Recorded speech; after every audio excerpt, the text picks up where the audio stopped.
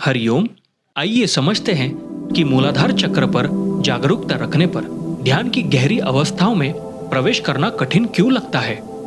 मूलाधार में डीप क्यों नहीं जाते? सब लोग रात्रि में बैठते हैं ना ध्यान करने। रात्रि में चेतना वैसे ही ऊपर चढ़ी हुई रहती है, लेकिन दीक्षा दी हुई है, सबने क्रिया साधना ली है। अगर आप सुबह क्रिया करोगे और उस समय मूलाधार में ध्यान करते, हंसा का जाप करते, श्वास में आप हंसा करोगे, मूलाधार में ध्यान करोगे, तो आपको डीप, इतना डीप जाते आएगा कि बहुत से लोगों की ये कंप्लेंट रहती है कि हम उसके बाद शवासन में लुढ़क जाते हैं और फिर ऐसा लगता है हम ऑफिस टाइम पे जा पाएंगे कि नहीं जा पाएंगे। तो इसलिए डर के कारण, तो ये सूत्र पता होना चाहिए। जब हमने कोर्स किए थे, सबको बताया था कि किस समय चेतना कहां पर होती है।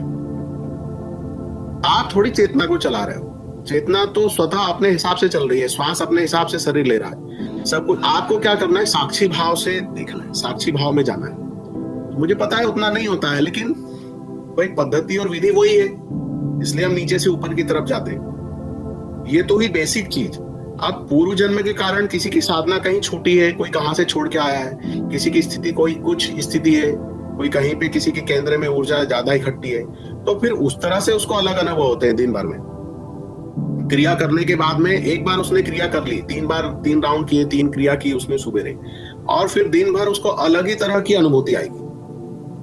क्रिया दीक्षा लेने के पहले की बात नहीं कर रहा हूं, क्रिया दीक्षा लेने के बाद उसके किसी एक केंद्र में ज्यादा उसको ऊर्जा महसूस होगी। तो किसी को, मैं इसलिए नहीं बोलता हूं, आदमी उस पर फोकस करने लग जाता है। किसी को क्रोध ज्यादा आ सकता है, किसी को रोना ज्यादा आ सकता है, किसी को काम वासना ज्यादा सता सकती है, किसी को भूख ज्यादा लग सकती है, किसी को नींद ज्यादा आ सकती है, बार बार दिन भर नींद ही आते रहेगी, किसी को दिन भर भूख ही लगते रहेगी। तो ये सब हिडन चीजें हैं। ये गुरु इसलिए नहीं बताता है क्योंकि आप उसी में फंस जाओगे। फिर बोलोगे ये अच्छा है क्या गुरु जी, ये बुरा है क्या? अरे ना कुछ अच्छा है ना कुछ बुरा है।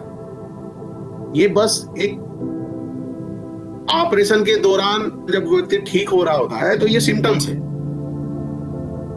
ऑपरेशन हो गया, घाव भरेगा, टाके काट दिए, अब वो घाव भरेगा तो कुछ दिन का डॉक्टर बोलता खुजली चलेगी, वहां पे खुजाना नहीं, पपड़ी नहीं निकालना।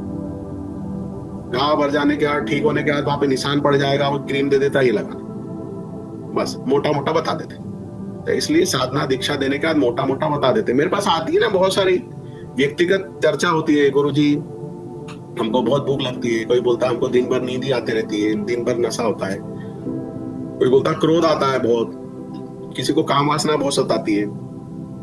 तो ये कोई सब्जेक्ट नहीं है, मतलब ये एक सहज बात है, आप इसको सहजता के साथ लो।